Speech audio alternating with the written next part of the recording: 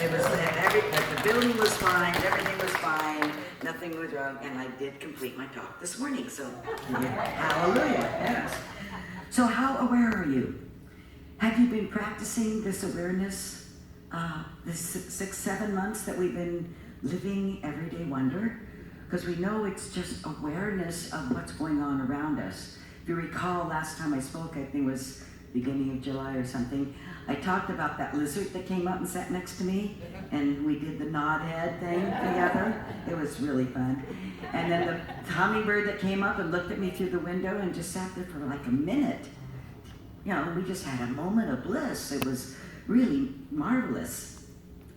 I know that many of you have pets, and so when you look into your pet's eyes, whether it be a cat, a dog, or me, like a snake, you feel the connection and you feel the love. That is living everyday wonder, I believe. So what about those beautiful sunsets and the colors and this past week has just been tremendous in San Clemente. The colors, purple, yellow, orange, red, it's just been the most incredible sunsets. That's living everyday wonder when we become aware of it. If it's just like there, oh yeah, that's lovely, that's it. No, we're aware of the glory of it. And we're grateful for it. We're grateful for it. The gratitude is so, so much important. So, Reverend Carla has the microphone, and I want to know, in the past 7 months that we've been living Everyday Wonder, the past month or the past week, what have you experienced and you're aware of in living the Everyday Wonder? And she's going to bring the microphone to you, and you can share a quick thing or whatever. There we go. Wonderful, thank you. Reverend Karen. My everyday wonder is looking into the eyes of my babies. Yeah, thank you. Living through the eyes of the baby. Over here, Marge. Swimming with the turtle. St. Croix. It was wonderful looking over and seeing him, and he just kind of floated along. He wasn't afraid of me, so that was wonderful. Wonderful. Thank you. Marianne. Oh, watching the birds in my backyard, I feed them, and so I watch these beautiful blue birds and all kinds of colored birds and all kinds of birds, and it's just a joy. Just last week, my son married the most beautiful, kindest person on earth, and my wonder is I'm so happy that she's in our lives right now, and it was a wonderful wedding.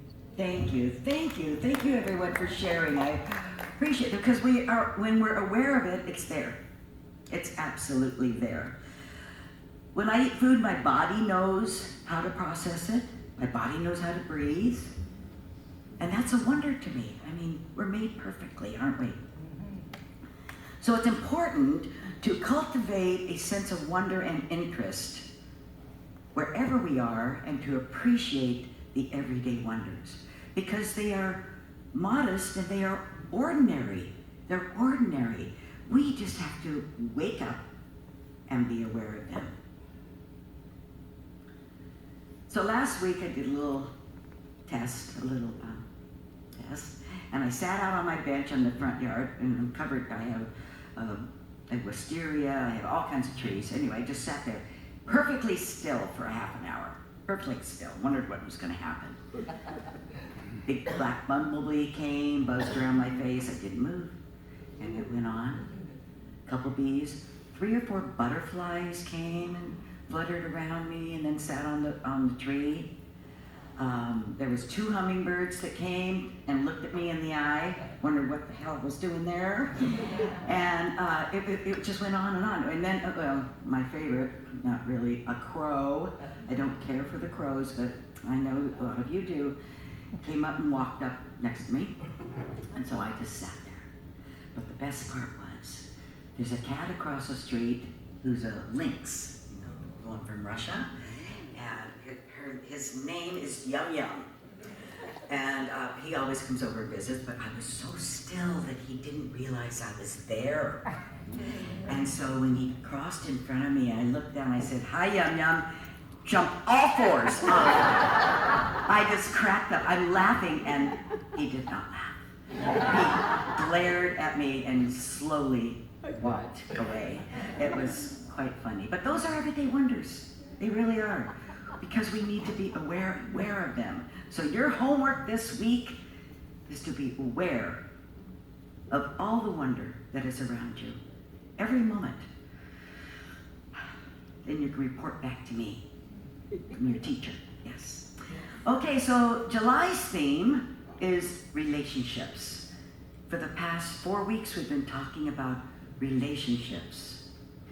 We started out the month with the relationship we have with ourselves, which is the foundation that we lay for relationships. The next week, it was the relationship that we have with those people closest to us. And the third week was relationships we have with society or gatherings of people. Last week, my favorite, was the relationship we have with nature. And nature is the universe's physical expression of God. Physical expression of God. I really could relate to Reverend Alice's talk last week. It was just wonderful. I have a feeling that most of us, when we sit at the beach and watch the waves come in, or walk through a forest, or sitting next to a stream or a lake, feel that peace and that comfort more deeply than when we're sitting in the office. At least I do. I just take a breath and breathe in the essence of God. So we know it's just peaceful, and that's what Reverend Alice talked about last week, was our relationship with nature, which is God. My dad always said, "I don't believe in God." He said, "I believe in nature." And I wanted to say, "Well, Dad, guess what? It was all one and the same thing." Yeah.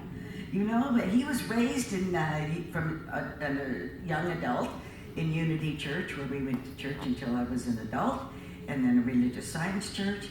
And but in his subconscious mind or conscious mind, God was something separate than him, even though he had 60, 70 years of being in a New Thought church. But his relationship with God and nature was when he was connected, and he felt that connection. There was never a radio going or anything. We had to be very quiet when we fished with him, and it was very peaceful. And that was his connection, and that was God. That's God, because that's nature, and it's all God. Many people come from a different faith cultures around the world, and they believe that God is an entity outside of ourselves, someone either in the clouds or anyway, somewhere separate than ourselves. Which brings us to today's title, which is the one and only. And I like to call that It's All God, the one and only. So to begin today, I'm going to share a short video of Coleman Barks. Sorry. Pardon? Difficulties. Technical difficulty. We will not have the short video. But I'm going to tell you what it said. It's a poem by Rumi, but I don't have it here because it was on the video. And it's Coleman Barks who translated a lot of Rumi poems. And it was about this worm that went into this orchard, grape orchard, and he had a realization as he was chomping away at the leaves. He had a realization that he was not just a worm. He wasn't just the leaves. He wasn't the trunk. He wasn't the trees. He was the entire orchard, all within himself. And that's exactly what we are. I know I've heard in the Christian faith that, some people, they come out of the church and they say call us worms. I'm telling you, this worm knew who he was. This worm was awakened, and he knew that he was one as God. One as God. There was a realization there. There was an awakening, and that's what we're waiting for each one of us. Dr. Ernest Holmes, the author of the Science of Mind textbook, says this: the life and teaching of Jesus was to show the intimate, immediate, personal relationship that we all have with life itself, which is within us, around us, and it is us. It is us. It's all God. No matter what or who the relationship is with, whether it's with your spouse, your parents, brothers and sisters, the banker, the person at the grocery store, your practitioner, your minister, it doesn't matter who the relationship is with, it's with God. Because it's all God. God is all there is. And ultimately, it is a demonstration of God's relationship with itself as you. Can you dig it? Yes. It's you. It's who you are. So let me say it again. It's all God. There is nothing else. It's all energy. Nothing else. It's all love. Nothing else. It's all intelligence and nothing else. If you remember God's name, I am. I am. I love the phrase, I am that I am. That means I am the essence of God. In 1993, Dr. Dennis Merritt Jones wrote a book. I don't know if we have it in our bookstore. It's just, I have had about 10 of them. It's called How to Speak Religious Science. And I want to read a few of the definitions in here just to make things perfectly clear. So the phrase, I am that I am. Took me years to figure out what that meant.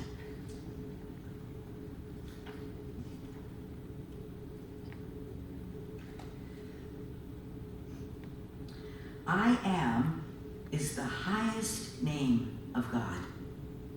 The I am is both individual and universal.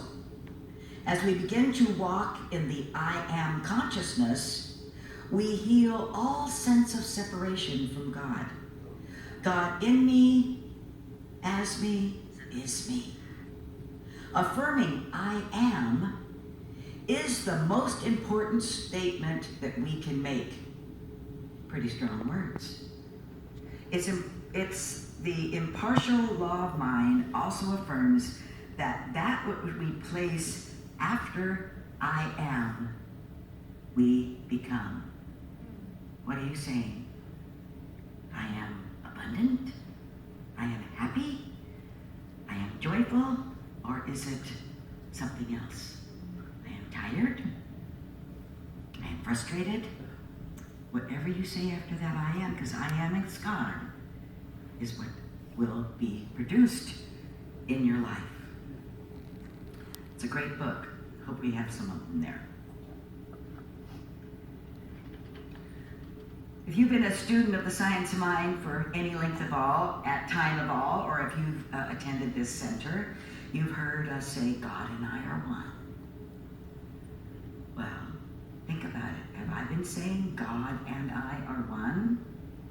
I want to adjust that just a little bit.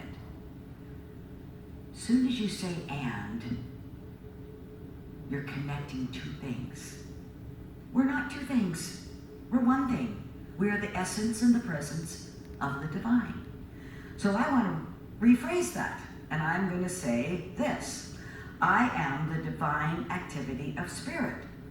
There is no division in that statement. Instead of God and I It's so very technical. I told my mom I was going to say that. She said, I don't like that. I like to say God and I are one, and I'm going to continue to say God and I are one. I said, and you can. I'm not telling you. I'm just giving you food for thought. That's it. God and I are one to you means you are one. That is fine with me. But I am the divine activity of spirit. It's clearer to me. I know that many faith religions and traditions believe in duality, two energies. This is the definition of duality. It means a belief in two separate and opposing powers.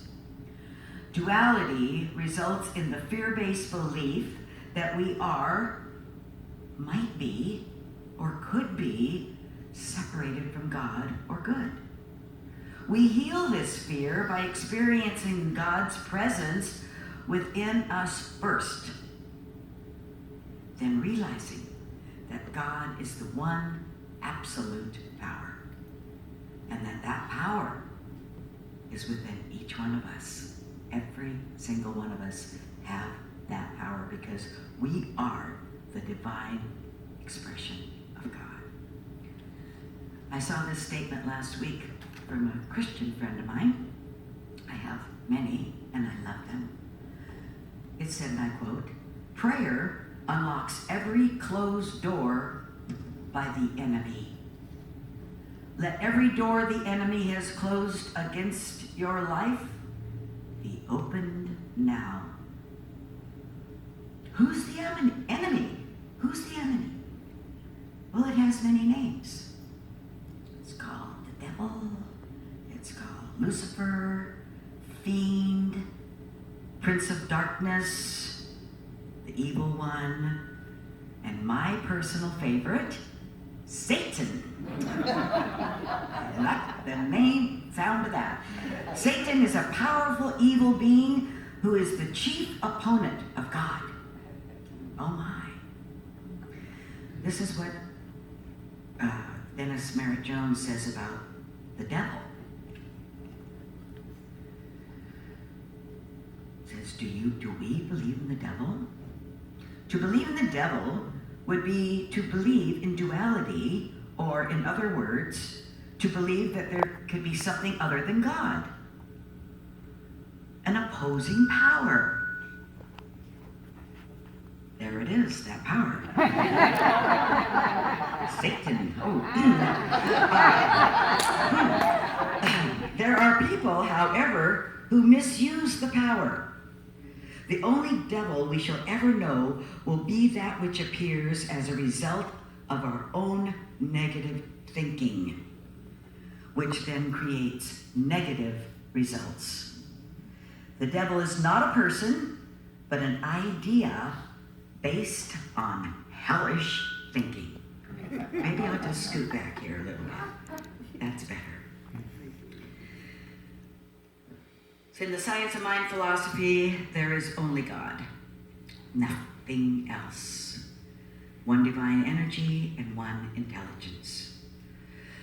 I really feel blessed that I was brought up in New Thought. I went to the Unity Church most of my life, and then as an adult, went to the Religious Science Church, and now we call it the Center for Spiritual Living. But as a kid, I kind of felt a little left out because my Catholic and my Christian friends all had this thing outside of themselves that they could blame stuff on. It was its fault. It was the devil's fault. It was the enemy's fault that they did something wrong. And they could, to do that, then they could get resolved of what they did. So I was a little jealous, but not for long, because I knew that even though there's nothing outside of myself, that I could create exactly what I needed through my thoughts, through my energy. Because I am that I am. When I look around my life and I see something I don't like, and there are a few things, a few little things, little quirks, I realign my thinking to a new reality. I don't get to blame anything outside of myself for what's happening to me. I don't get to blame any of you, darn it. And I don't get to blame my mom or my parents or my brother. I don't get to blame you. It's all within me. So if I want to correct it, I correct my thinking. There is nothing outside of myself. And you don't get to blame anybody either. I'm telling you right now, it's all about you. You are responsible for what's going on in your life. So evil is like a dark room with no lights in it. As soon as truth and understanding walks into that room and illuminates it, the darkness is gone. So it is the light of truth that lights us up and brings us peace. Evil is just the absence of the truth. So we as spiritual beings are having this human experience. And no matter what you say, it's great. I mean, we're here on purpose at a great time of history.